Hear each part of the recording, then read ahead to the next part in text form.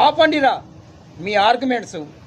భార్య తప్పు చేస్తే భర్త క్షమించాలి, భర్త తప్పు చేస్తే భార్య క్షమించాలి, భార్యాభర్తలు ఇద్దరూ తప్పు చేస్తే ఆ భగవంతుడు క్షమించాలి.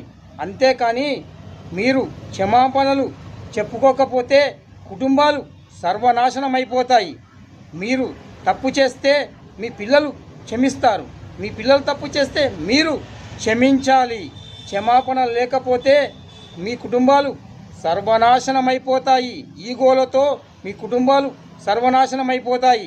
ఒరేయ్, మీకొకటి అర్థమవుతుందా? మీరు మంచాన పడ్డ రోజున మీ మలమూత్రాలు తీసేది మీ కొడుకులేరా, మీ కొడుకులే. అందుకోసం మీ కొడుకుల్ని మీ నుంచి దూరం చేసుకోవద్దు. అందుకనే నా మాట విని మీ కొడుకుల్ని మీ ఇంట్లోకి ఆహ్వానించండి, స్వచ్ఛందంగా ఆహ్వానించండి. మీరందరూ కలిసిమెలిసి సంతోషంగా